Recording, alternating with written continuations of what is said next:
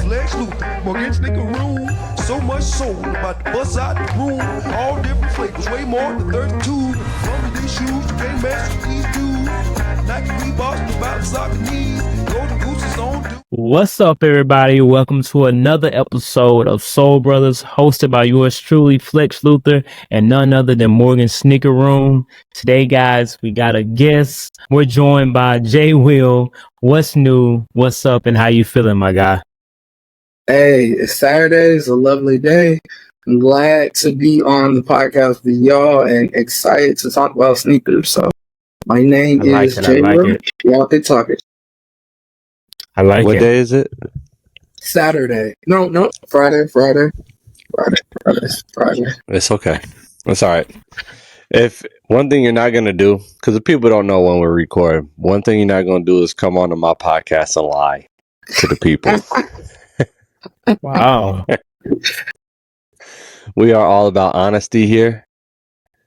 So JWill, after that minor incident where you started trying to lie to our listeners, tell us about yourself. Well, hey, Morgan, I'm trying to set the tone, man. I plead the fifth. 1, 2, 3, 4, 5 years. I missed it. That's Chappelle Show. What? You never seen the Chappelle Show? The only thing I can remember from Dave Chappelle is drip drip drip on your lip when he did the whole R. Kelly, R. Kelly, yeah, and the crackhead. Yeah, you had all like the yeah. I didn't have cable growing up, so yeah. Yeah, no kidding. Hey, you need to go back. Kids, it was. Yeah, I bet you all day Arthur marathons. Shout out to the guys over at Nice Kick. Shout out to Matt. So let's talk about what we have to because look, I know we're supposed to be talking about JWill. But is there anything on the back? So the collaboration sneaker on the back. Which one? Oh, the one that you got wrong. Who got wrong? So crazy. Okay, so we can pretty much air it out. So I was tripping about that whole episode, and of course Morgan got his sneaker wrong, and then I was just going back and I was looking, and I'm like, wait a minute, let me go back and check my sneaker, like the sneaker that I showed. It was not Nice Kicks either, not Matt's Nice Kick. So I'm like, yo, he probably think we was trying to like, play in his face and get some news. I'm like, bro, that was not what we was trying to do. So I hit him up, let him know, like, hey, we appreciate you, keeping it professional, not ending the interview, because we did it back to back. Like I showed him my shoe, Morgan showed his shoe, and I hopped on. I'm like, yeah. So and it was wrong too. So and he was pretty much like, no hard feelings. He understands. It's just that there is another company that tries to play on his name, try to get that clout from what he's built, and they purposely do it. So it's kind of confusing. Like it's really hard if you really gotta you gotta look like you really gotta go back and connect the dots and hit links to get it back to them and not Matt's Nice Kicks, but they're not the same company. But he said he would like to do more podcasts and so he can let people know that because apparently some people don't know it, because I really thought they were the same. I didn't know. Yeah, I didn't know at all. And I'm a big fan of obviously Matt Hatfield and everything he's done and Nice Kicks. But I mean, there's clearly some bad blood there that we weren't privy to, and that we made a mistake, man. And yeah, like Flex said, I was like, to me, I was just like, oh man, we messed up. Like, oh, it is what it is. We messed up. But Flex had a good point where he was like, yo, he probably thinks that we were trying to like mess with him and like, trying to play in his face. Like we asked him to be on on the podcast. To date, he was probably our biggest at the time that we had done that podcast, still arguably one of the biggest people we've had on the podcast, besides you, JWill. I mean, right? But definitely one of the biggest people we've had on the podcast, and we both made that mistake, and totally unintentional. Like, we are not the type of podcast to be like, oh yeah, we're gonna hit you with a gotcha. Like, oh, so we're not trying to like do anything like that. It's all, I mean, we want to stay professional. We play around and we do stuff like that, but like when we have a guest, it's always about respect, and we're gonna banter a little bit, but never do anything that's just mean spirited. Gotcha. Really? So, Are you JWill, sure what about that, about Morgan? you? I was gonna say, yeah. I was gonna say, before we stray too far away from the episode, guys, if y'all remember, we've been doing this thing called Introducing the Creator. So it's pretty much what this episode is. We're introducing JWill to our audience and whoever else, that may come along and start listening to our podcast. So first off, JWill, why should we in the audience follow you? Well, you should definitely follow me because I'm a lovable type of guy. I'm a fun guy. No, but just I like to make content related to sneakers. I like it to be funny. I have something I do that's kind of sneaker battles for you to make your decision on what shoe is better based off your opinion. But I really like to bring in like a positive vibe. I'm a family oriented type of guy, married with 2 kids. So I like to kind of show myself sneakers, and I go to a lot of conventions, so I like to talk with a lot of people that love sneakers. I really love to learn about sneakers through other people who love sneakers, as well as my own research and kind of diving into the sneaker world. But definitely you should look to follow me based off just some funny content. I try to make you laugh. I also try to be uplifting with positive sayings or motivation, as well as I like to connect with anybody that loves to make content related to sneakers. A setback is a major What'd you say? What do you usually say? Major setup. I think it's a major comeback. Yeah, setback is a major setup for a comeback. I like that. Sir. The first time I heard that at the end of the video, this very early on when I first saw you, I was like, what is he talking about? And then you start hearing it again and again and again. It's like I feel myself in like daily life, just like, hey, setback, major setup. That's just proof that like you say something enough times, you hear it enough times, man, it becomes like it becomes real. But yeah, JWill, like we'll talk more about you here in a little bit. But let's go ahead and talk about what we wore on feet today. So Flex, what you wear today, man? So I just got in a new pair of work shoes.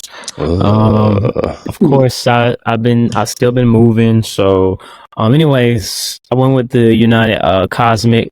I believe this is the 2 or 3? I think so. Okay. Oh, it might be the 3. I don't know. I just know it's not the 1. It's probably the 3, but it's all. I don't want to say recycled I material. think it is. I think it is. Yeah. I think it is.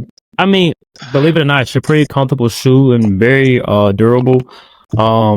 This is not like a plastic; it's more of like a material. As y'all can see, I've been wearing these like crazy. But yeah, that's what I put on feet today. When the first Cosmic Unity came out, I was telling people if I still played basketball, like that would be the shoe that I wore. Like it looks cool, it's comfortable, or it looks comfortable, it looks cool. I like the Cosmic Unity, man. That's a great shoe. Nice. Now what I wore, this is a Flex Special. Flex Special. Flex. Do you know what these are? Those are the Action Bronson Rose Water 1906 New Balance. Yes, they are. Now, JWill, if you don't know this about Flex, he is a huge Action Bronson fan. I'm not. I'd rather listen. I'm as big of a fan as Flex is. Okay, so that means you rather listen to Ghostface Killer than Action Bronson. True. Yes, sir. And so yeah, I got the Rosewater 1906. Yeah, they're I mean, they're in the top 3 of my favorite Action Bronson New Balances that I have in my collection. Okay, I thought you should say like top 3 of the year or top 3 New Balance. No. Whoa. I definitely like the 990 V6 better. But they're comfortable. They're fine. I like the colors. I do too. I do like the colors. Yeah, and it's not like I like the first pair, the baklavas. I like the lapis lazulis, but those both come before this one. Did you try for the Azul that dropped today or yesterday? No, I didn't. I've still got a timing chain that is broken. So A what? a timing chain? It's in your car. Yeah, to your car. Yeah. Oh, okay. Yeah. So me and Caitlin are sharing her Toyota Corolla. So, why don't you just go? It's getting fixed. It is getting fixed. Okay, somebody's doing it. Yeah, somebody's doing it. I was gonna say priorities, my guy. Priorities. Yeah, no, it's I sent Buddy another $425 for more parts, and it is what it is. Welcome to a new segment of Is Morgan Getting Scammed or Not? That's how much Hey, I don't know. We gonna find out. JWill, what you wear today?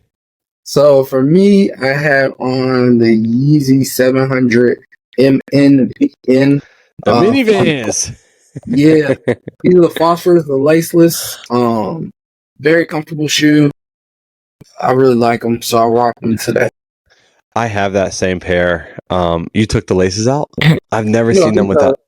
This is the laceless version, so they came out. There's a laceless version. I didn't know that. I didn't know that either. Yeah, so the original phosphors came out. They were black at the bottom, and then they came out 2 laceless colorways. This colorway and then the white colorway. One of the last models that they came out with before Ye and Adidas, kind of split ways. Yeah, and JWill, watching your content, man, it's obvious you are a huge Yeezy fan, and like you don't care. Like I've made my jokes, like people make their jokes, but you do not care. You're like, bro, I'm gonna wear these Yeezys. Yeah, I mean, this is what got me back into the game. I mean, we always talk about what sneaker era you came into the game, and the 20s was my era, and it's kind of my identity related to back in collecting outside of loving shoes from afar, knowing and loving, following the stories behind shoes, but actually skinning the game, collecting. I came during the pandemic, and this was a shoe that kind of got me in, and I love it. It's comfortable, so I don't what Kanye did and his sentiments on things. I definitely understand why people wouldn't support him, but I like the art of the shoes and they're comfortable. So, bro, you had a prepared speech, bro. I wasn't even gonna say anything about the man. You had that prepared, bro. You sounded like you were running for president. But as somebody who's got a pair of these, bro, you got some of these? Yeah, I got some. You got some of these. I canceled my order. You canceled your order? Really? For $20, bro? You canceled your order? No. They count. So I think it was me. I did it I ain't gonna say it was like a chargeback. It was more like a dispute because I hadn't got them, and I think that made Yeezy cancel it. These are not comfortable. Even walk around in the house with? Nah, I'd rather walk around in just regular socks. Dang. Yeah. I wore these today as well. I'm not I mean, it's obviously not the shoe that I'm pulling out to show what you wear today, but I wore these to tennis. I wore them to tennis this morning. Wow, you ain't taking a picture? Yeah, right. You do that with them on? No, I need to start. No, well, here's the thing though, right? Is that I should have had Caitlin take my picture. Dang. Don't worry. We're gonna get a fit off with these. Maybe this weekend. Yeah. It looks like you can put them in your back pocket and be like, oh, wait a minute, I got a pair. Yeah. Yeah. So They honestly would be perfect for women after the club, and they're like, "Oh, my feet first. I got my pods, baby." yeah. So JWill, so obviously, I followed you for a while, and we interact on each other's posts. Tell us about like your sneakerhead journey. Like, well, actually, let me go back. You like Yeezys, but what is your like sneaker identity? Got you. Well, I fell in love with sneakers because I played basketball growing up, so that kind of gave me my first love for sneakers. But my recent identity coming back into game would just kind of be something different. Like, I'm not wearing the retro shoes. I'm wearing something that has some type of comfort to it, some sense of style. So I've worn, the Yeezys, the Sauconys, the Adidas, the New Balance. So that's kind of my identity right now. When I was a kid, I was big into Nikes, Jordans. My first shoe that really I wanted bad and I had to ask my parents for was the Taxi 12s. I got them for basketball. My dad wouldn't let me wear them out the house unless I was playing basketball till after basketball season. So that was kind of my first love breaking into shoes. When I was in elementary school. Yeah, that's awesome, man. Like, yeah, and like as we get older, as sneakerheads get older, comfort cannot be overstated, man. Flex is getting there now. No, so I've been struggling for like the past month. So I don't know, I don't really post a lot about it, but I work out, and I dropped a weight on my toe. Yo, bro, what were you wearing? What did I have on? Yeezy Pods. No. I mean, it was like a weight, like an actual, like, it was like a 20-pound weight, bro. It wasn't. Yeah. So what you have on your feet? I can't remember, but it wasn't nothing like that would like let my toe get crushed. I think I might have had on. I had on some blazers because it was leg day. I had on some night blazers, and yeah. Show us the calves right now. It's not doing well. The calves? I can't. Show us the calves. My. I'm not finna get. What you want me to get up on the table? Throw that leg up. I know, right? Like, bro. But my toe is not doing very well, so no narrow shoes for me. So the Cosmics was definitely the choice for today because I tried some Air Max 97s. Oh no! Just cut the whole toe off. Cut the toe off. Wow! Cut the toe off. Yeah, I was limping like 5 minutes in, so yeah, I'm just waiting for this toe to get. I think I might have fractured it. I'm almost positive I fractured it. Can you wiggle? Can you wiggle it? Not for the first 2 days. I'm months in, bro. I'm still recovering. Yeah, months. Yeah, you need to go to the doctor, dog. Yeah, you broke it. Is that thing broken? It's broke, bro. Yeah. But all right. So JWill. So who are you outside of sneakers? Like, what I do on my job. You don't have to even go that deep, man. Just like, who are you? Who are you? Away from sneakers. You said you're a father. You're a family man. Mm-hmm. What other things do you collect? What do you love? Like, what else do you love outside of sneakers? So first off, I'm a father. I'm a husband. I'm a man of God, and then I love comic books. So I collect comic books. And I love basketball. I love sports. I love talking shit with friends. Yeah. NBA. Atlanta sports. Are you an Atlanta sports guy? My dad messed me up as a kid. He's a bandwagon fan. I will admit it. Ask him every year or so what's his favorite team. It's usually the hot winning team. That's crazy. So I've never really I love Atlanta sports, but I've kind of fallen into a player. I follow a certain player and I like the team they're on. Who's that player? Yeah. Currently, I'm a Michael Jordan fan, even though he hasn't played more. I got bad news. I got bad We news, argue bro. with a lot of LeBron fans. But current players, I like Anthony Edwards. I I don't. figured. Yeah. I really like him because he's from Atlanta, and then just the energy, the vibe he's been coming with, the competitiveness. So big fan of him. That's kind of it right now. I mean, the Braves, they've been killing it, but a lot of times I just love to talk about sports and debate. So it's not really like I have a lot of skin in the game. Like this is my person. Yeah. D-Wade, I was a big D-Wade fan. Mm-hmm.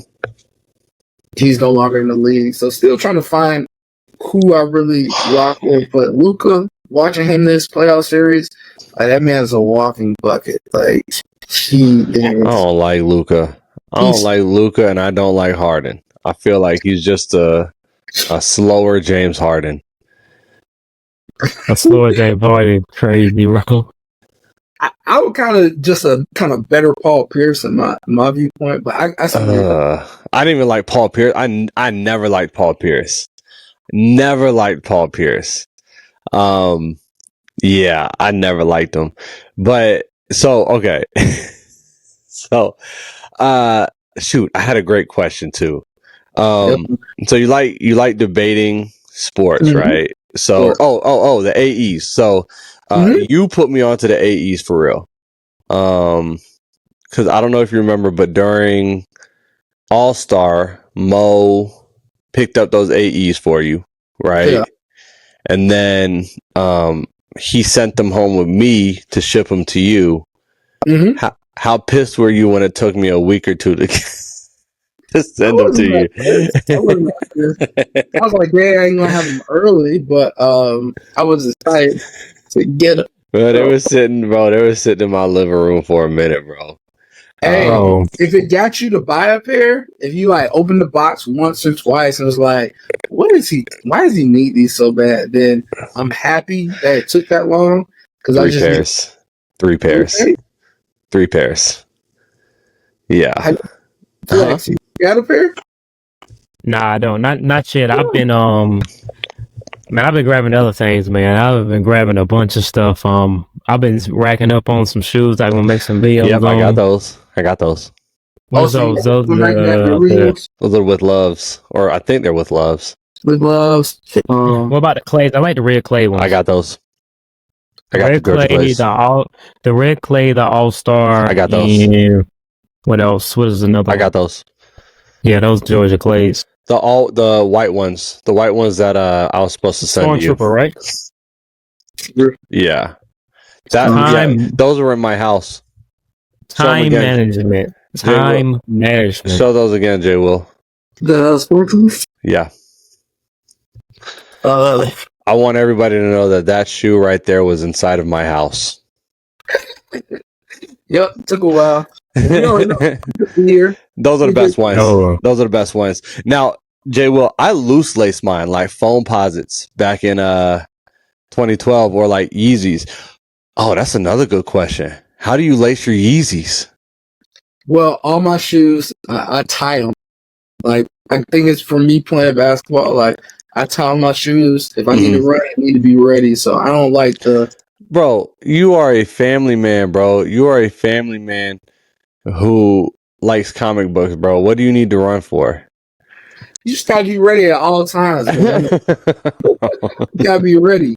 You gotta be ready. So yeah, only shoes I've loose laced as an adult, man, has been Chuck Taylor's where I used to wear them in college. That'd be the only. Everything else I tie my shoes. Yeah, I'm telling you, man. The AEs loose laced with the pants coming over them just right, bro.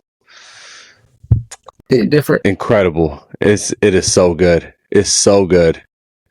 Flex, bro, you're late to the party, bro. That's all right. I've been grabbing some other great pairs. Those are fire. Those are other pairs underneath. I'm getting I'm cool on those. I'm cool on the blue ones. Like the Stormtrooper pair. I gotta have. I really like these. I'm cool on those. I'm cool on those. So what about the AE do you feel like is different than shoes in the past? Well, The AE, I mean, we're gonna be transparent. Call spade a spade. Looks like a Yeezy 700 V3. That's what I like. 100%. Yeah. Like move towards it, and then it has the boost on the inside. So outside of basketball tech, that's comfortable tech, and it's like the new advanced boost that has more of a bounce to it. But yeah, outside of that's why I like it, because it reminds me of the Yeezy. So I think that's been a common thing from that people are saying about that AE is that it's very reminiscent of especially the 700 V3. It's a very clean shoe, man. Now, you're wearing it with jeans? I assume you're wearing them with jeans. I've worn them with jeans, more so outstanding cargo. So I've worn them most with. That's a good idea. Yeah. You didn't think about cargos? That was my first. You didn't think about wearing with cargos? That was like my first. Wearing with jeans. I mean, yeah, but cargos was like my first go-to. Like, you can't go wrong with a pair of cargos. And they're kind of long, so with the baggy cargo, they don't make them seem as long, because I wear a size 15. So I always don't want to feel like I'm wearing clown shoes. So with the baggy cargo, they look, I think they have a nice look to go with them. 100%. Is there another like sneaker that's coming out, or because we just got Nike's upcoming list for the rest of 2024 and into 2025? Is there another sneaker that you think could compete with the AE1? New model?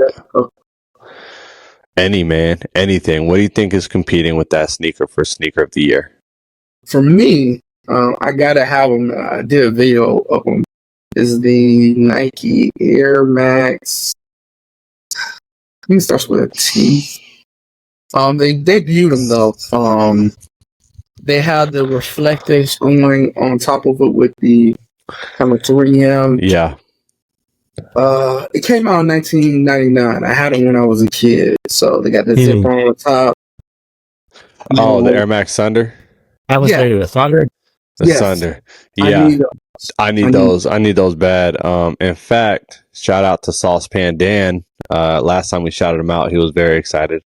But he had a picture of them on. He works for Sneaker Politics, and so I asked him. I was like, "Yo, like, how did y'all get them early?" And he said that the stores should be getting them now, and then they have a release for next month. So, yes, sir. Yeah, that Air Max Thunder. That's Sunder, Sunder. They have the CDG pair has come out, whatever, but that OG colorway, gotta have them. Gotta have them. I had them when I was a kid. Funny story. So I was one of them kids, like, my middle class family, but I couldn't just get any sneaker I want. So I was Champs 2 for $100 kid. But sometimes my dad would usually go in and say, "You have $100, so for the going back to school." So I could either take that to get whatever shoe, or sometimes I would want multiple shoes. But I remember I chose those. I think it was my 5th grade, going into 6th grade year. Bought them, loved them, wore them so much the front little tab came off. But I remember going into 6th grade, I had 2 pairs. I was wearing my other pair, and I remember walking into school, and it was my first day of 6th grade. A dude pulled me to the side. He was like, "I know those are Nikes, but they lame. If you don't got on black forces or white forces, you lame." And I was like, "What are black forces and white forces?" Like, but it was like my first kind of, realize somebody looking at my shoes and telling me what is popular and what is not popular. But I love those shoes. Yeah, I think everybody got a story like that, right? Like somebody really like letting you have it. Because I got a story. Like I remember, it was in Miss Moulter's English class in 7th grade, and we used to go to Shoe Carnival. Y'all got Shoe Carnival? Yeah, we got Shoe Carnival. So my mom would take us to Shoe Carnival. I didn't know anything about shoes, and so This sneaker it looked like an Air Force One, but it had like a checkerboard type of pattern on the toe box. It's called like the Air Zoom Generation or something like that. I'm about to sneeze. That's as bad as you was. Huh? I said that's how bad as you was. The shoe was bad, right? But it looked like an Air Force One. And I remember this kid named Derek Gaddy. I never forget. This kid named Derek Gaddy. We were in English class, and I was talking crazy to him, and he was talking crazy back. And he said, "Bro, like you got on some old Nike generics." I was like, "Nah, they're called the Air Zoom Air Zoom Generation." He said they look like Air Force Nuns, and like I'll never forget. But then Derek ended up getting locked up in high school because he fought somebody. So Morgan, what the fuck? Hey, yo, look. So just, I had a whole story. I had a whole story in my head, and then I was going along with it, and then Derek started to sound like me. So, I'm like, you know what? I'm not even gonna. But I mean, for me, I never really had that experience. Because one, I would always stick up for myself. So like, I would just talk junk back, or like I'm just gonna go talk about something else. Like, well, you ain't get money, or you ain't get no females, or I'm gonna say something back. And even I think the first time I really had a challenge was back when Wiz Khalifa was popping, everybody was wearing Chucks. Yeah, and I always wanted to be my own person. So instead of going to get some Chucks, I went and got some Levi's, like the shoe Levi. Like it was but they made them like Chucks. Oh, I can't front. I had a pair too. So look now, you know they had a pocket in them, bro. They had a pocket on them or something. A zipper. No. They didn't have no pocket. Nothing. It looked like just like a Converse. All it had was just a red label Levi. So I got the black and white pair because the main colors that were really popping at the time was the red pair and blue pair, and then the black and white pair. You get you a pair of camo shorts. So I got me a pair of Arizona camo shorts from like I think it was JCPenney or something like that. Yeah. Got those on. Got my Levi. So I'm walking down, and I mean they like I don't know if like it was the same way in y'all like high school, but we all used to have like the people that were set against the lockers, and we pretty much just look down like, what bro got on? What you know? So I'm like, oh, it's my turn. Shoot, so I go down, and I'm thinking like, I got these things on. You know what I'm saying? So they like, yo, what the, bro? What are those? What Zeekers? Bro, no. You know what they did? They was calling them Wrangler. Instead of calling them Levi, they was like, bro, got on the Wrangler Chuck Taylors. I was like, I'm like, it don't matter because I'm gonna make more money in the next 8 hours. Money though. I was like, so I'm gonna get me a real pair. Then I'm gonna get me a real pair. Nah, I still didn't get a real pair. I was like, man, let's roll these dice then. Let me take your money then. Flex was like, all right, then let me put the water cash on the arm. Like, okay, but you ain't got this though. Are you sure them shoes didn't have no pockets in them? No, because I got the low tops. So the low tops is diabolical. That's what I was trying to tell you. I got hold on, bro. That's diabolical. Because when Wiz was hot, it wasn't the hot top. Right. When Wiz was hot, it was the low top. Right. So, with the high socks. Yeah, so I had me some Nike Elite on with the Levi Converse with the Arizona camos, and I had like a V-neck on. It was one of V-neck. V-neck. It was a V-neck with the it had like the stripes on it. No, it had like the embroidered tigers. It was like these big old like black and white gold embroidered. Yo, I looked like the kid that got in trouble. Yeah. So it's like nah, probably 2012, 2011. No, it's 08, 09. Nah, 2012. I was finna graduate school. I had got some sense of taste by then. I wasn't doing that crazy stuff. I was buying Jordans and I was really doing it then. About 20, you 12, 20, 15 years. The blonde patch in your hair? Yeah, nah. No. I had plaits. Hey, JWill had the blonde spot in his head, and then you see what happened, right? That bleach burned everything off. I've been bald since 19, man. I've been rocking the ball since 19. Dang, that's crazy. Now you just embraced it.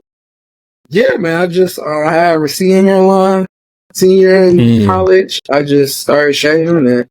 I mean, I used to get in high school. I used to get like, I don't know if y'all know, Caesar cut, which basically looked like a glazed donut on top of my head. So I would always cut it. What? What? Yeah, what?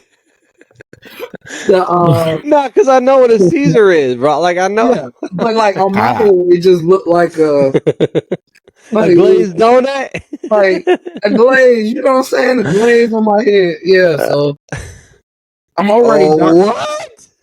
What are you? So wait, was there like a bald spot in them? I'm confused. No, I have a receding hairline. And because I'm dark, draw it with your fingers so we know what you're talking about.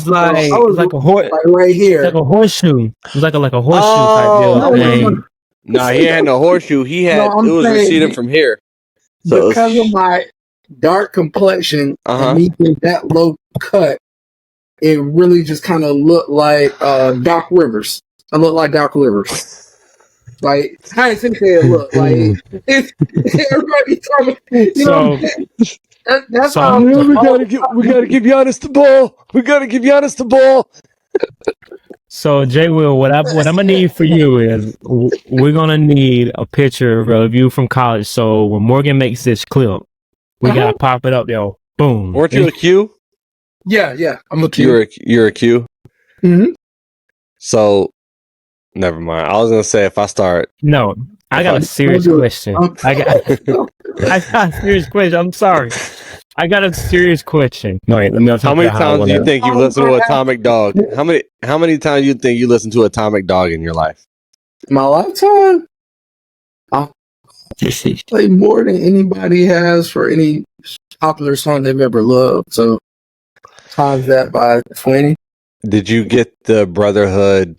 Oh, what did you think about the Brotherhoods? The Jordan 1? I understood where they got it from, but as a member of Omega Psi Phi Fraternity Incorporated, I thought they were. I don't know. I got mixed reviews, right? Like, it's not purple and gold the way I liked it, but I remember being a Q in college or wanting to be a Q and seeing Jordan in that picture where he's practicing with the Omega Psi Phi t-shirt on, which was the exact colors of that shoe. Yeah. I never gave my opinion on it because obviously I'm not in the fraternity, so it was like it wasn't my place to speak on it. I just knew I didn't want to be in that shoe and be around you fellas. You know? Nah, if you ask most bros that are sneakerheads, I mean, they'll probably say LA to Chicago's or the Jordan 1 with the strap. You remember the Jordan 1 high with the strap, the purple and gold? The actual check had like, kind of like that, Chanel fur on the check. Yeah. That would be considered more of like, we love that shoe to wear with, our, clothing or, our color. So why do you think that they just didn't go on with like a full-on collaboration since Michael Jordan was actually part of that group, and why not just do a full-on collaboration? Because Nike, I'm saying Nike and Jordan Brand are cheap. They don't do really that many collaborations where they have to shell out money. Most of their collaborations with a sneaker store that already buys their product. So transparency, they don't want to pay anybody to market a shoe. That's how but I feel like they would have made that money back 30 times more. I mean, just the simple fact that the branding would have been on there. It would have forever been a shoe that would get bought multiple over and over.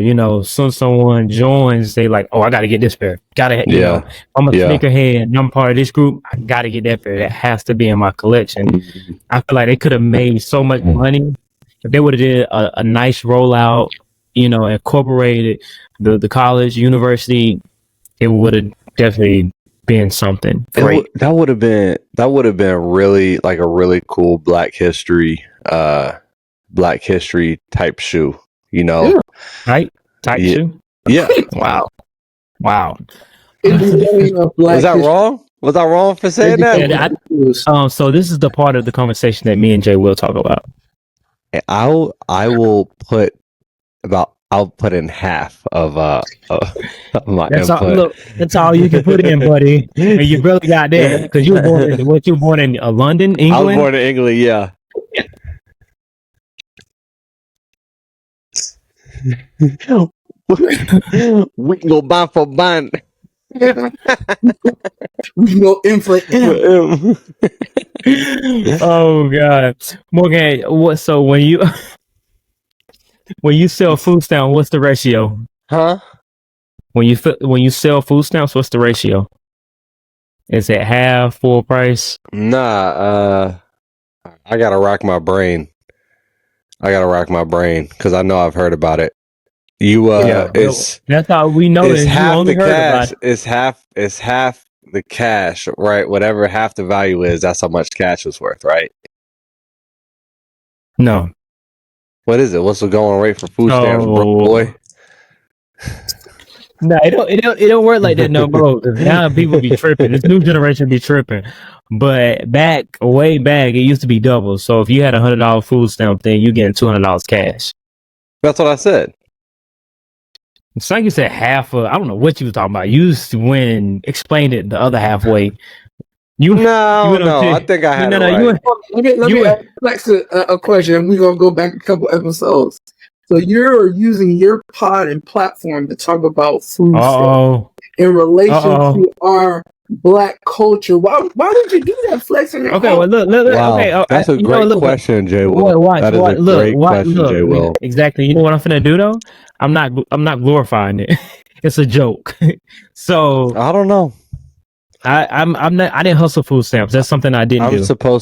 I'm answering questions to prove my blackness, and you ask me questions on food stamps? Morgan. Yikes. It cannot, Morgan, that ship has been sailed. It ain't no proving that, buddy. Ain't no proving that, buddy. I have to ain't no proving that. I have to prove my blackness on this podcast by answering food stamp questions. Great. Let's talk about the Honorable Elijah Muhammad. Look. Whoa. I gotta cut that out. Go ahead. The Honorable Elijah Muhammad. Yes, I definitely gotta cut that out. Why? I definitely gotta cut. Bro, you finna upset like a whole nation, bro. Like the Nation of Islam. And beyond that, bro. Oh God. Do you even know who the Honorable Elijah Muhammad is? I definitely know who that is. Who? That the leader of the Black Muslim Nation of Islam. The one that Muhammad Ali was under, Malcolm X, but Malcolm X eventually left him. Yeah, exactly. My blackness is there, buddy. But you haven't even seen Do the Right Thing. You think? See, that's your problem. If you think Do the Right Thing is blackness, that's your issue. Look, you're gonna be the one who's like JWill. So, you, as far as I remember, you resell sneakers, right? Well, you kind of dibble and dabble in it, right? Or you just kind of. I wouldn't call myself a reseller, but I will resell a pair of sneakers. Oh, well, because I feel that same way. But I know in our last episode we talked about resellers being sneakerheads. And I think me and you've had this conversation before because I feel like you brought up 2J's. I believe it was. So why do you feel a reseller can be a sneakerhead? 100%. The reason why a reseller can be a sneakerhead is because most sneakerheads at some point will sell their sneakers. So therefore, passive, if you characterize them, they're a sneaker reseller. Okay. All right. Okay. I appreciate that answer. Right.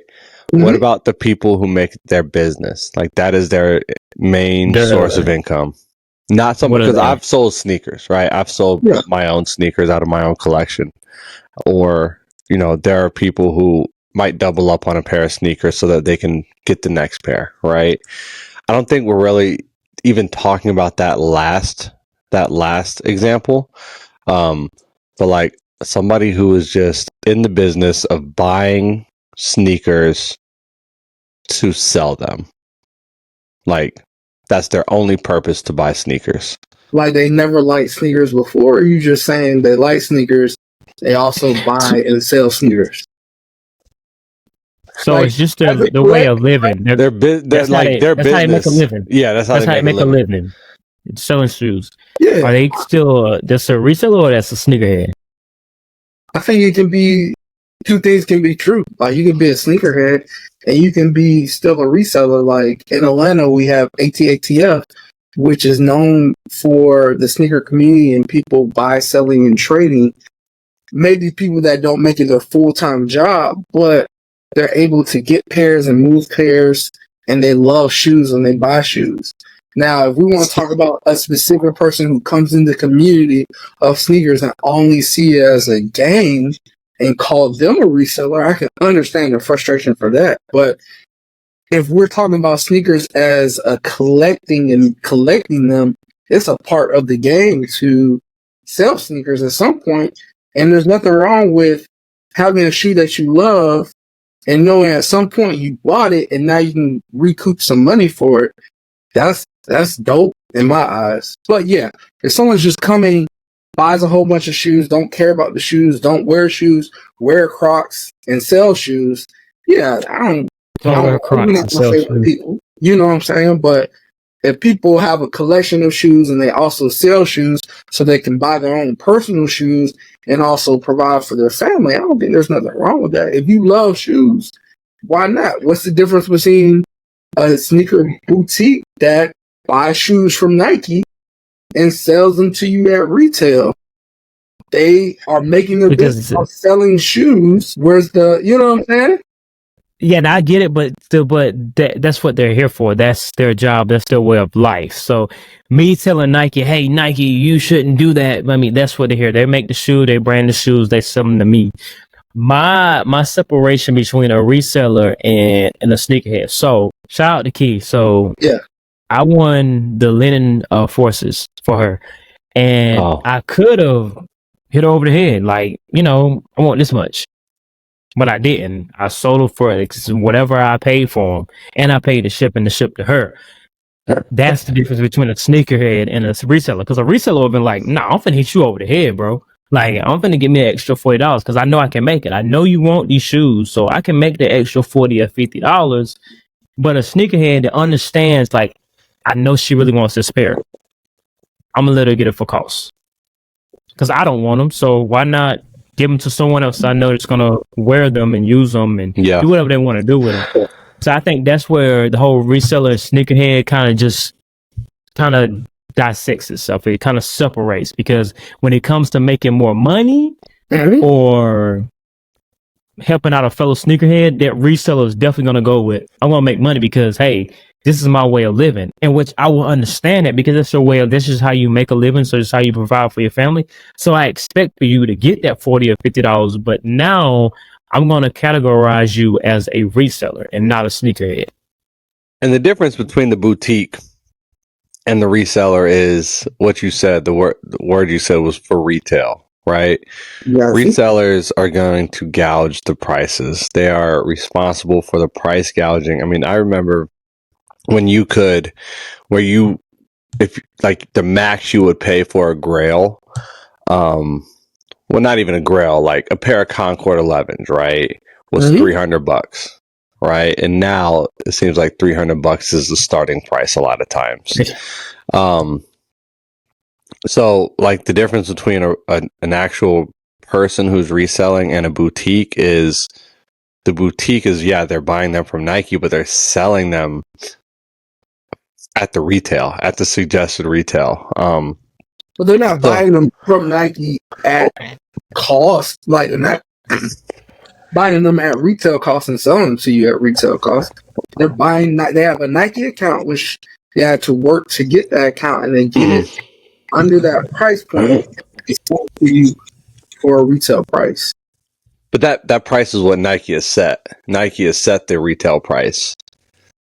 You could argue that with some of the shipping fees or the mandatory extra fees that we've all talked about in the sneaker community, that technically sometimes it's not at cost. You know what I'm saying? But yes, at the standard base sale of what that sticker price is for the shoe, yes. I just think that anybody who, it's not just even for just sneakers, right? But like we can talk about the same people, you know, pharmaceutical companies. We can talk about just any industry where price gouging occurs. I think it's the greed. I think the greed is where we get these negative feelings towards resellers from, and that's coming from somebody who has 650 pairs of sneakers, but I just have one of each pair. You know what I mean? Like, I don't know. That's just where I'm at.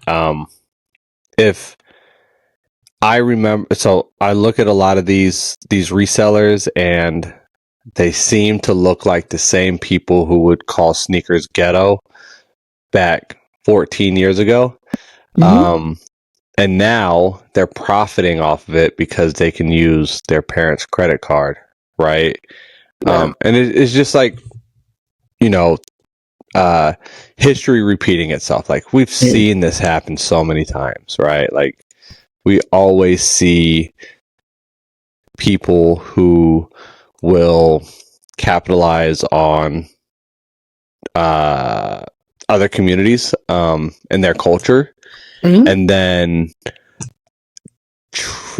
find a way to one, kind of Christopher Columbus it, and then on top of that, like, outprice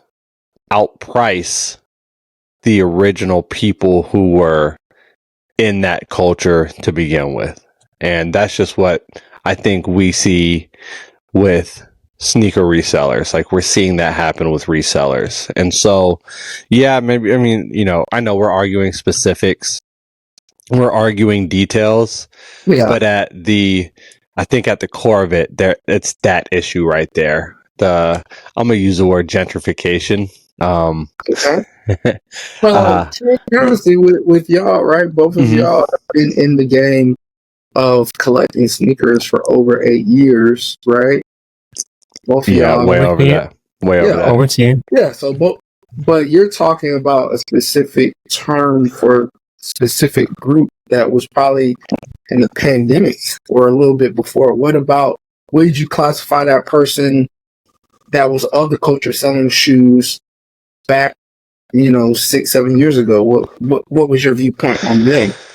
When we first started collecting sneakers, I don't remember anybody who was buying up a bunch of stock from like Flight Club. I know you Flex talked about purchasing something from Flight Club before, right? And we didn't even rock with Flight Club. So Flight Club, I didn't buy. I was like totally against buying resale, and for a while, that Flight Club pair was the only pair that I've ever bought resale for, and it was the Gamma Blue 11s, which I wanted terribly bad. Yeah, and I regretted it because it was like $500. So I always was against that. But if I was going to buy resale, I'd rather buy to a company that came into the game, we're going to resell sneakers. Not someone said, oh man, I love sneakers, I'm such a sneakerhead. But hey, you give me $300 for my grails, I'll let you have them. But Flight Club told me, like, hey, I'm finna sell you some shoes and I'm going to overprice. Simple as that. I remember I respect that. When you heard somebody, like back in the day, if you heard somebody bought from Flight Club, it was like, yo, like, are you serious? Like, why would you do that? You know what I'm saying? Like, it was like Flight Club prices. It was crazy. Yeah, bro, you charging Flight Club prices. Yeah. Pricing.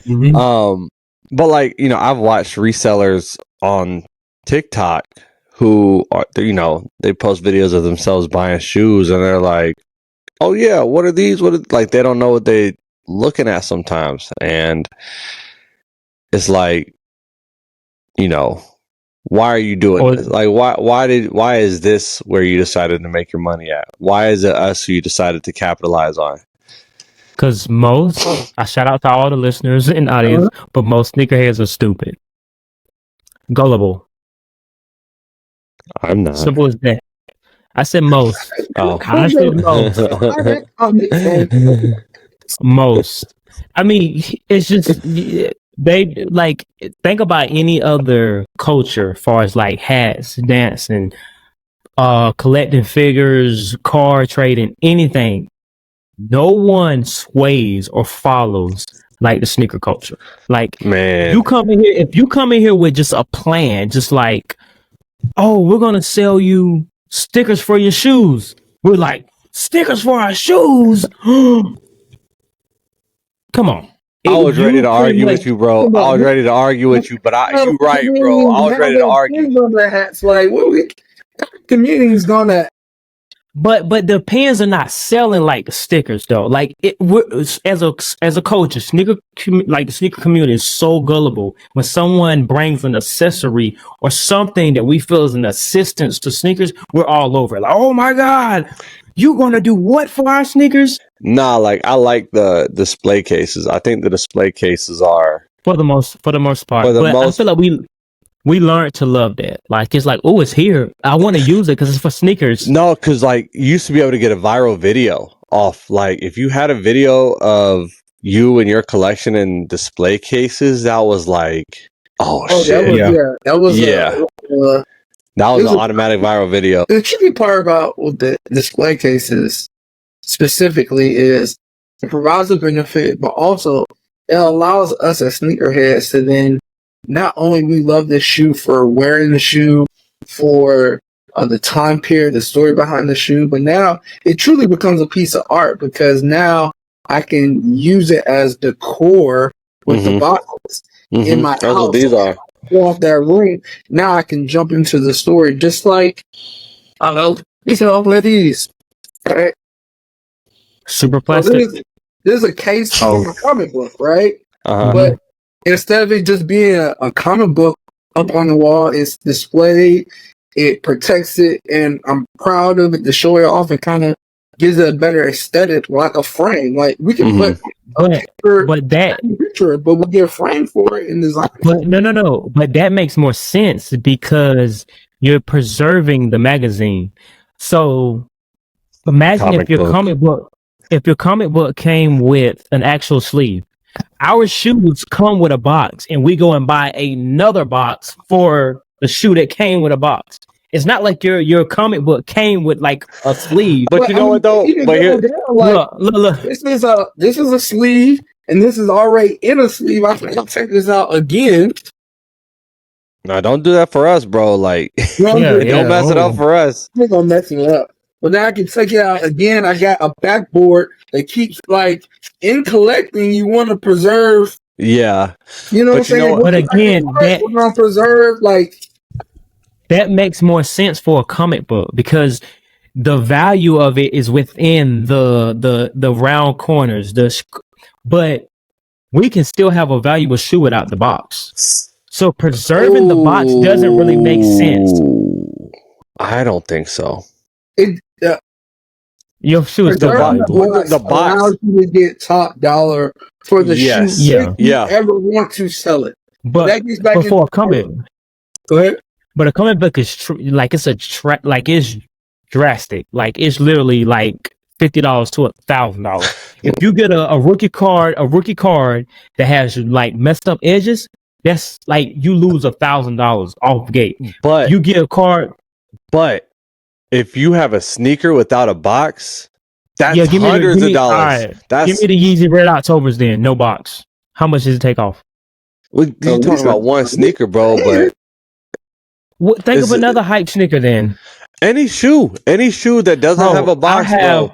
Any shoe that doesn't have a box is gonna be like that's why people will shop for sneakers. That's why I started rocking with Buy Better every day. I have baseball cards that I collect, and literally, like, it is thousands of dollars difference just because of a rounded corner. Yeah, and 100%. It's not like that for not like that for sneakers. It's no, wait a minute. It's not the exact same, but it's similar.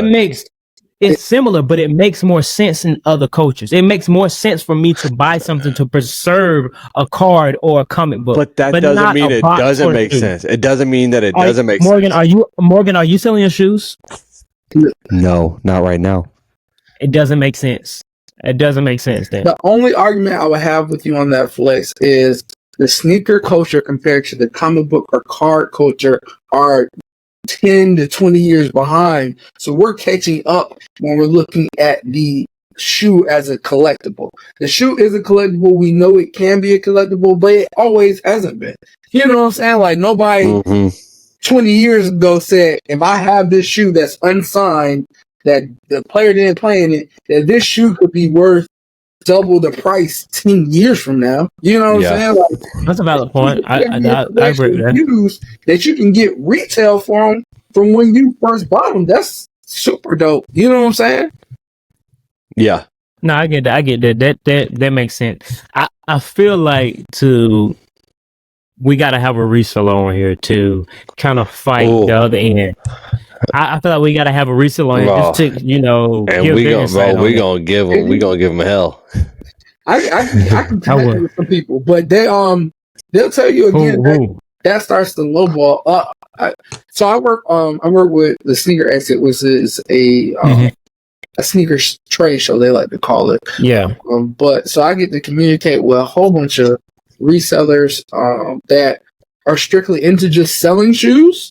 Some that you can tell love clothing and shoes because they're going to have on all the dope stuff and not always the hype stuff, the dope stuff. So all realms of resellers, as well as people who are selling accessories for shoes, people who are selling clothes. But yes, I know a lot of people. If you ever want to have a person, I can see different profiles of people that resell, that are of the culture or that are not of the culture. However you want it, I can connect with some people. Yeah, we'll definitely want to. I definitely get back to you on that. But I do want to ask you one more question before we get into the showcase. So, how long would you consider yourself? How long do you feel you've been creating content? Sneaker content. Been making sneaker content since 2020. Okay, so what would you like to see as far as creating content? Because we all had our struggles and ups and downs with content creating. Like, what would you like to see within the sneaker community when it comes to creating content? I would love to, especially if we all were in the room together, to kind of do a lot of other content creators on the comedy realm and just collaborative skits related to shoes, funny moments that we all have experienced in a group setting with other content creators. Yeah, I think that you're the type of person, you're the perfect person to make that happen. I mean, as you know, man, we've kind of collaborated on some stuff where not really. I have made a video, sent it to you for your feedback. That's the most I've ever collaborated with anybody. Stitched and stuff like that. But I am not, and I see you meeting up with people in different conventions, and I see you because you just did something with LJ, right? Yeah. And that was wild, by the way. Which one? The energy drink. Yeah. Well, he didn't tell me. He literally, he was like, "Are we gonna film some stuff?" Oh, for real? So we're about to talk about. You played it off well. Curveball me. Yeah. Curveball. You played it off well, man. LJ is that though. When he shoots content in a public setting, he has everything mapped out of what he wants to do. Yeah. He just asked me, and because he wants to be spontaneous with the answers or whatnot, I don't know. I just like, yeah, let's film, and then I'll just respond. Yeah. Like that's just not, I mean, well, that type of thing is just not something I'm comfortable with, right? Like I'm not comfortable meeting up at a convention and like taking a picture with everybody or like doing, interviews and stuff like that. So it's like, what about your personality? Like what kind of things do you do outside of content creation or maybe earlier in your life that got you to this point where you are so comfortable working with other creators and, putting yourself out there so publicly? Gotcha. That's a great question. I'm a people person, so I think that if you ask 5 people that know me, I'm a people person. Yeah. Talk about me in a fraternity, so I'm used to being around a lot of people, making conversation with people I don't know. I've worked in sales, recruiting, so that I am an extrovert. I get energy from being around people. Like I could be dog tired, and then we get on this podcast, and you'd be like, you would have never known it because being off energy. But to be real with you, what really kind of made me double down on going to conventions, as you know, as content creators, especially before I found out the true TikTok community that y'all had, is I was just making content and just feeling like, I wasn't getting support. I wasn't getting really any likes, like 10, 20 likes, no comments. And I remember I went to a convention and somebody came to me and they're like, bro, I really like the battles, man. You should keep doing it. And I didn't know the person, but obviously they recognized me. And I was like, oh, people really are seeing my stuff. And then I was going through another dark time where I was like, do I look stupid making content? And someone DM'd me and they're just like, bro, I love your family content. And I love your sneaker content, man. Just keep doing it, keep going. And then I met them at a convention.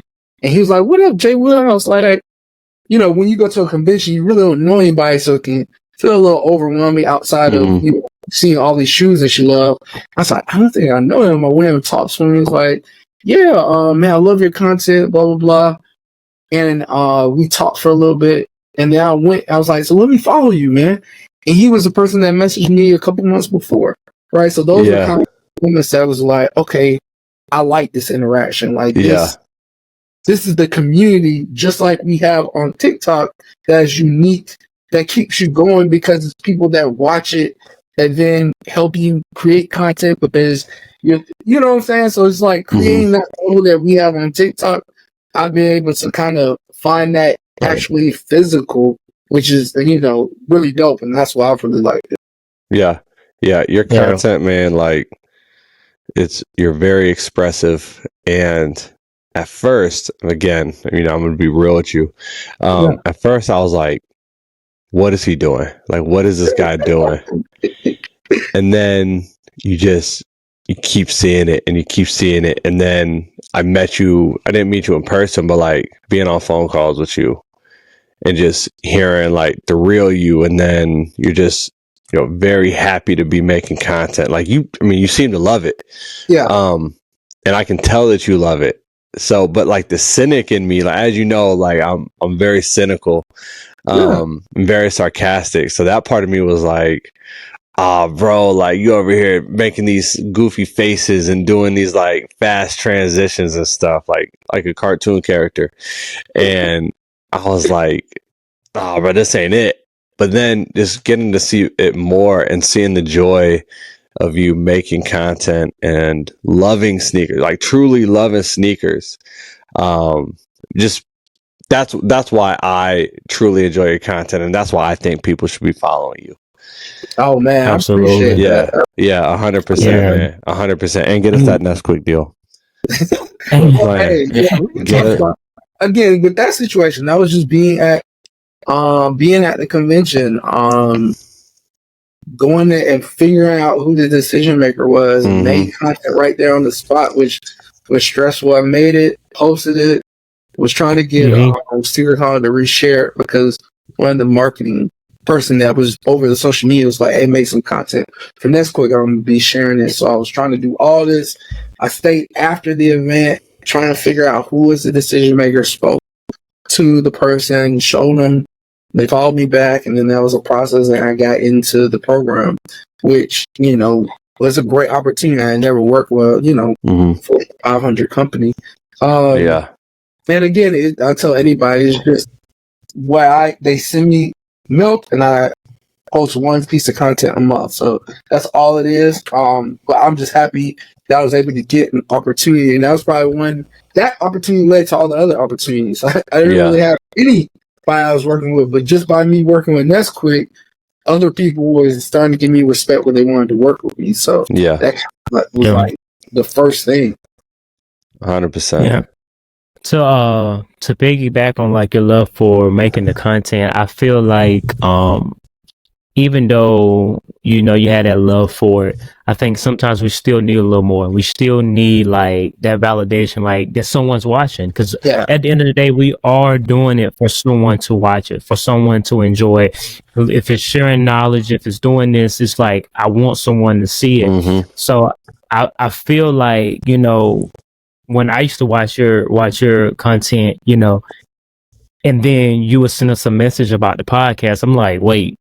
This guy's more than sneaker battle. This is he's more than this, you know. Like, and I feel like you need those people around you to tell you those things. Like, you know what, JWill, you're more than a sneaker battle. Like, if people will like hear the way you speak about things and your motivation, there's more there, you know. And I don't know what it takes for us to get to that level. I don't know if it's like fear of someone lashing back at you, or, you know, just fear of someone getting ahead of you. Like, but I noticed that like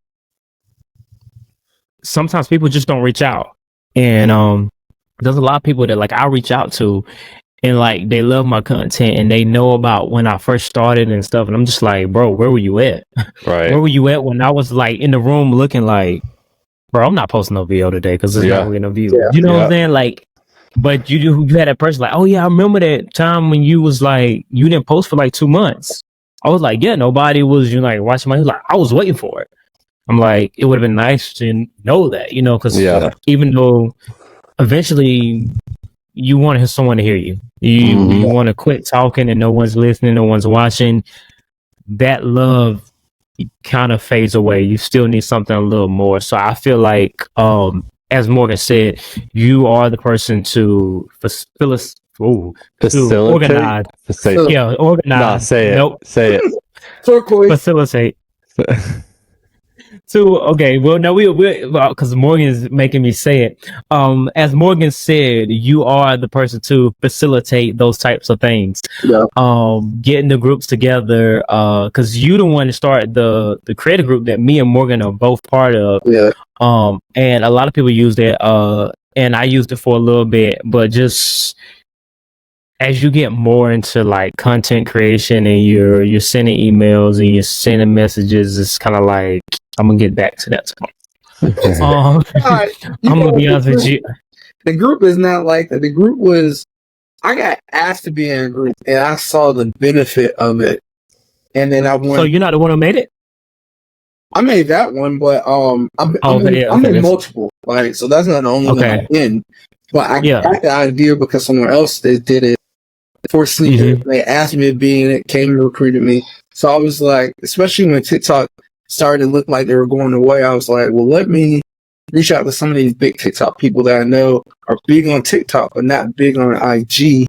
And then some of these YouTube people that are big on YouTube but not big on IG. And then some of these IG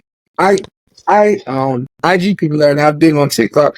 I was like, let me bring them all in a group so they can learn from each other, build rapport through content, and just really help. Like, just like Morgan, I'm very competitive. Like, I don't look at y'all as my draft class when I start making content. I look at like King LA, Like I always am like looking to see what he does to see how I can catch him or when I was passing. Like I'm always looking at okay, that's like I compete just like y'all, but I love being around y'all just like Pharrell said.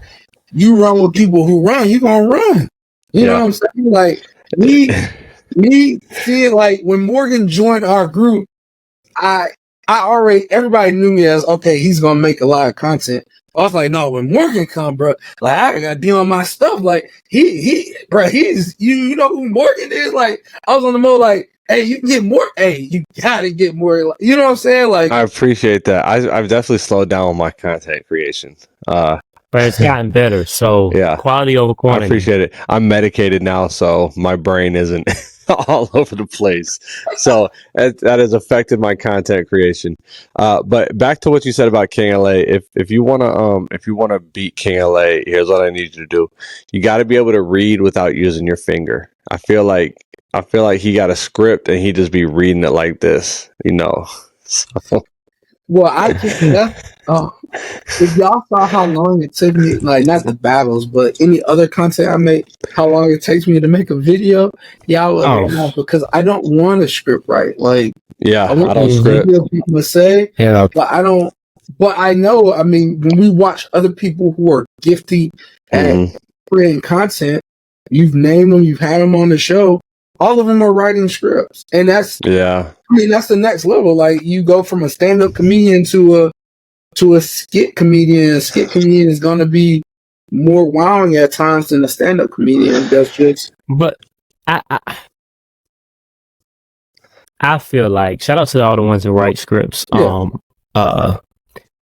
Self he writes scripts, and he's told people that. So, and I'm a huge fan of Self. But for me, I want mine to come from me sitting in front of that camera and me getting the feel of that shoe.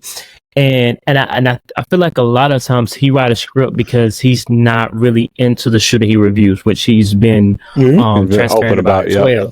Yeah. I feel like if he had his New Balance in front of him, or more of a runner shoe, I think he could go off that like, this is me just enjoying the shoe. Yeah. But I feel like the script kind of comes in as more of like a marketing thing. How can I sell this content? How can I get this content rotating and out there? But when it just comes to creating content for something that you love or just for people to hear, I think it's more of like a stand-up comedy, like you just doing it off the strength, you got your basics, your basic foundation that, I gotta hit these points right here.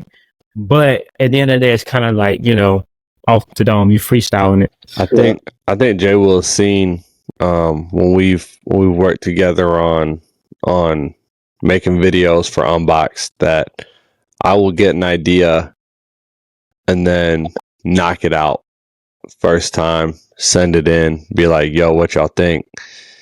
And usually people are like, oh, bro, it's great. And I'm like, no, I need to fix something. Like something has to be fixed. But I get the idea, I have it in my brain, and then I try to get more talented with the editing so I can make what I want to happen. I tried to use AI to make a script, and it doesn't work well. It doesn't sound like me, which, I mean, it's AI. It's not going to. So yeah. But like arrogant, confident, arrogant, confident. Yeah. Right. Arrogant, confident. Driven. I was called out by my, I believe this was a microaggression that I experienced at work today, but I was called super aggressive. Morgan? Yeah, I was called super aggressive. She said the super aggressive messages need to stop. And all I said was, do you think I'm making this up? About an experience of a client. So it sounds like the sarcastic messages. I've been saying super aggressive. I say persistent or consistent but I wouldn't say aggressive, but you That's what they definitely said. like. They said aggressive, man. They said, I work in HR, so I wouldn't call that microaggression. But I would still need to hear and see the whole picture to really. I'm gonna send you the text messages. Oh, shoot. Yeah. Yeah. Actually, I like it. let me just say one thing from my HR hat. And I want to tell y'all, as well as everybody out in the world, like, ask for your worth. Because nobody's going to give it to you unless you ask for it. And I know that's hard for me at times. But from HR, I see the discrepancy in age, color, gender. And I can tell you there's one group that is persistent and they not scared to hurt nobody's feelings on asking what they want. It will triple and double down and get what they want, even if they weren't supposed to get what they want. So, and it always works out for them. Yeah. So, the mentality to do that, like, I know sometimes you feel like you ask too much, now you're gonna have high expectations. They're gonna have high expectations for any of us, no matter what we ask for, even if it's small or big, because that's people have expectations. But definitely ask for what really will help you benefit you and your family, corporate as well as content creating. Yeah, that's something that I had to learn when it came to pricing for like content. So luckily I was in contact with a lot of people that kind of have the same following and same kind of content, and then I'm in contact with people that are above me, different content, more following, and I have the same people reach out to me and I'm like, I told them this price, and they be like, no, I told them this much, and I'm like, you asked for that much, and they were like, and they gave it to me. And I'm like, dog, so I'm just, hurting myself. Yeah, I'm thinking like, oh, they're not giving me the chance, man. They're not giving me my shine. And it's kind of like, well, they asked you and you said, So this is the last thing. I'll say, and then we'll get to the showcase. So I asked Haas, right? This is way back in the day when I was first starting to like really like get a little bit of traction. I asked Haas what I should ask for a for like compensation for a video. Yeah. And his advice was the exact opposite of what y'all are saying. He was like, nah, you got to go low so you don't scare them away. He said, just ask for what a tennis lesson costs. A tennis lesson costs $70 an hour. So yeah, he was like, you should just ask for $70 and that's it. Man is a hater. No, I've told people that though, when people are trying to, like when I was talking to other people that I work with, that was like, well, how much should I charge? And I was like, worst case scenario, just charge your hourly rate at your job, because you know what I'm saying. If it's going to take me this amount of hours, and I'm willing to work a corporate job for that, at least I'm getting the same amount if I was working a regular job during that time period of like gauging. Yeah, no, it makes sense. I hate that positivity glass half full shit you got going on. Hey, I'll make you sip the Kool-Aid, Yeah. On that note, let's go ahead and get into our showcase. Flex, what you got, man?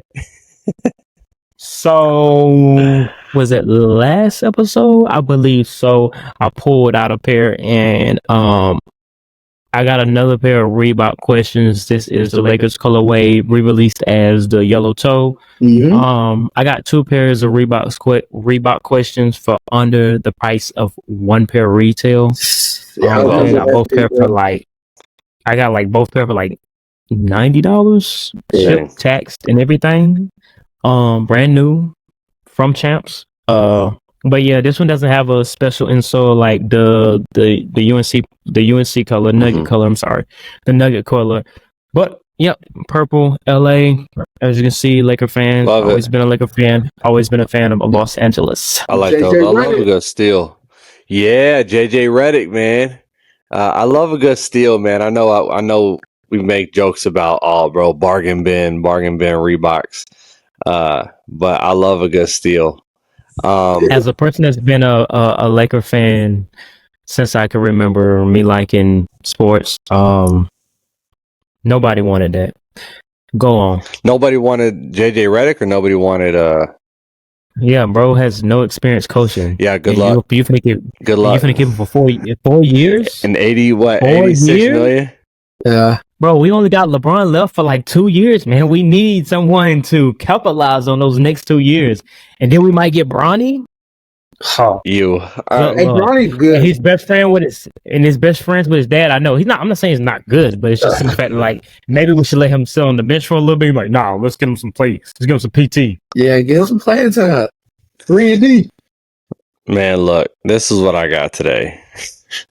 Good luck, Lakers fans. We brought him up in the episode already. Linen Air Force Ones. Now, what I think is really interesting about this shoe is that it has the exact same style code as the 2016 Kith pair. Mm-hmm. And people paid over $1,000 for that pair. Now I'm seeing this pair is going for about $150, $140 just over retail on StockX. So my question is, if you are the person who paid $1,600 for this pair, are you jumping off a bridge? And if not, how are we feeling right now? What was the difference between the Kith pair? Like, was there like small details that changed? No, nothing. It's the same. It's the exact same style code. Same. Why was it released through Kith? Ronnie Feig, he really liked the 2001 pair. It was a Co.jp Japanese exclusive. And so to celebrate the opening of the Miami store, they re-released the Linen Air Force One. It was just a pair that he really, really liked. And this 2024 pair is the exact same as the 2016 pair. I don't like Forces, so no comment. I don't like Forces either, but had to have them. No.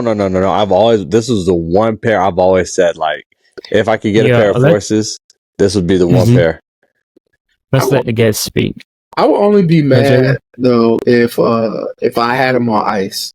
Now, if I had them on ice, that makes sense. Yeah, I'd be upset because I didn't even really get no like shine with them, and now everybody, for the most part, a lot more people will have the shoe. But yeah, more of them. But do you think you're really going to see the shoe in the wild though? Like, how often does?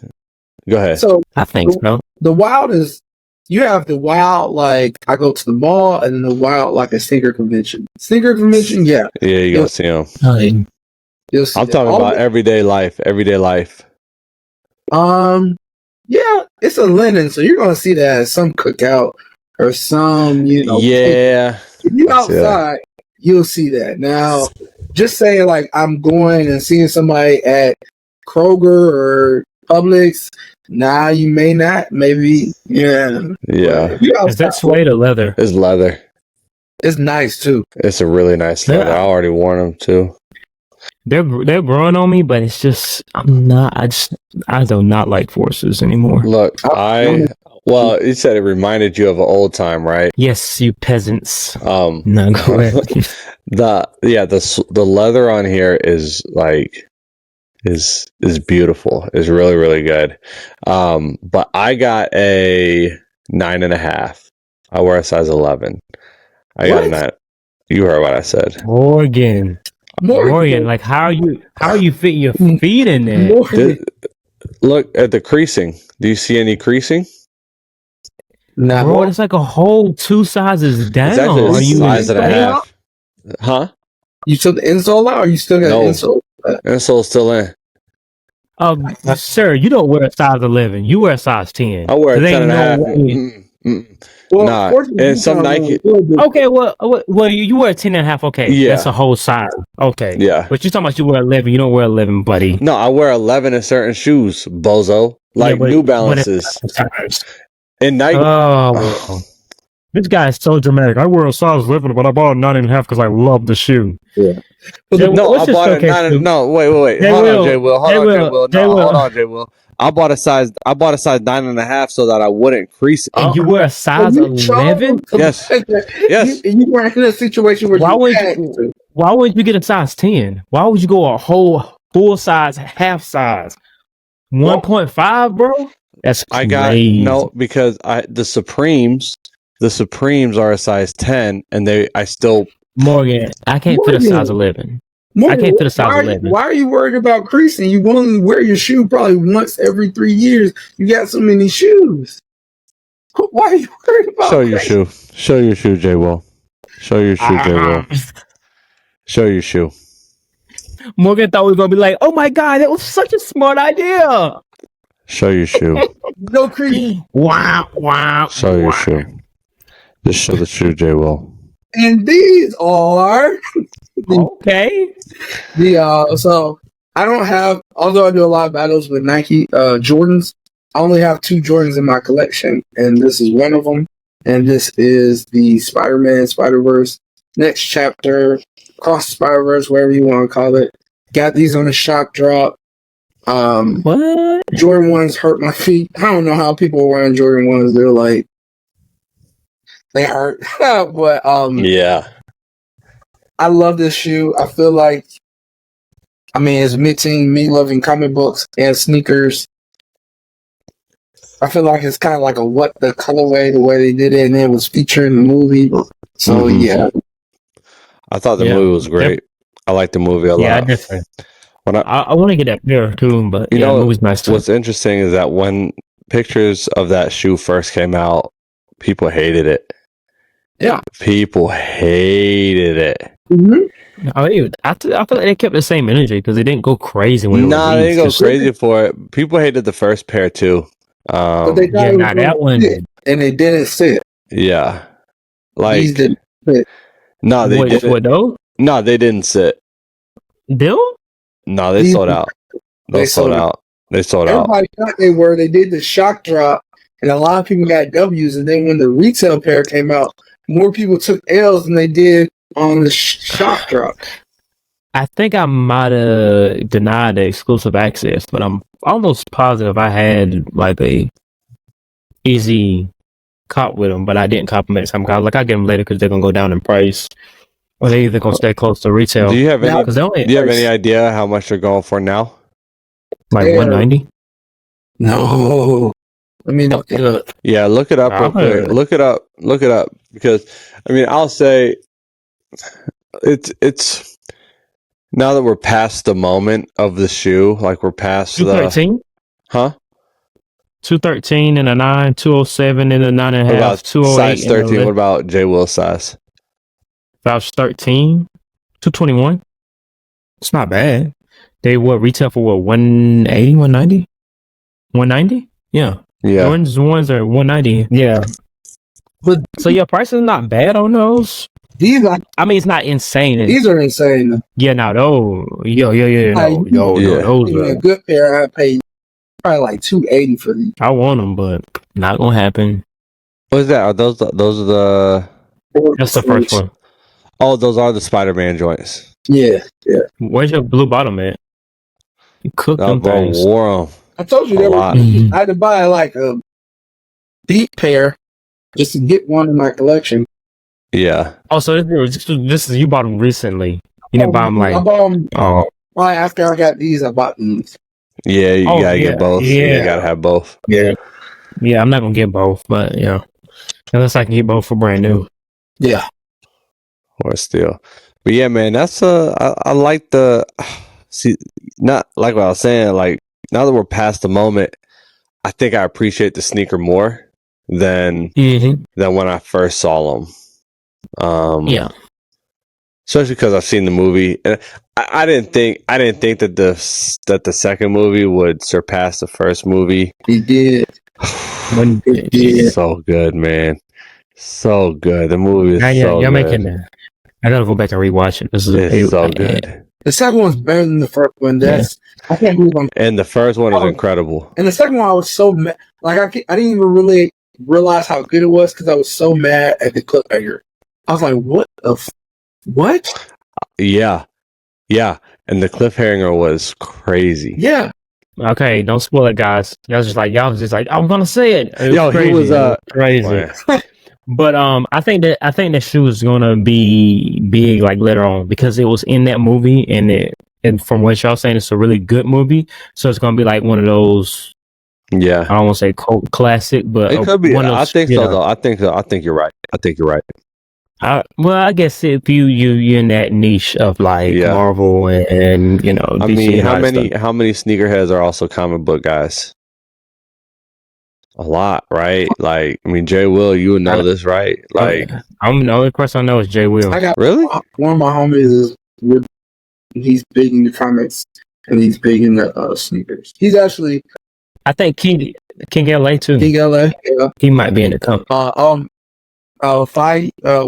From Kith, you could tell he's probably in the boat. Ronnie, yeah, Ronnie Feig, yep. I just think that they tie together very similarly. We call him Ronnie a sneakerhead. Huh?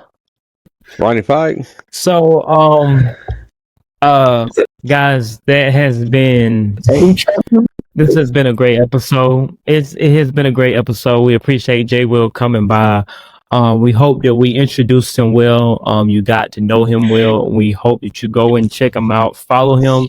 His content, link to his contents will be in the description under this episode that you can stream everywhere. Also on YouTube. It'll also be there.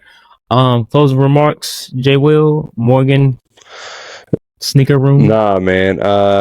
Yeah.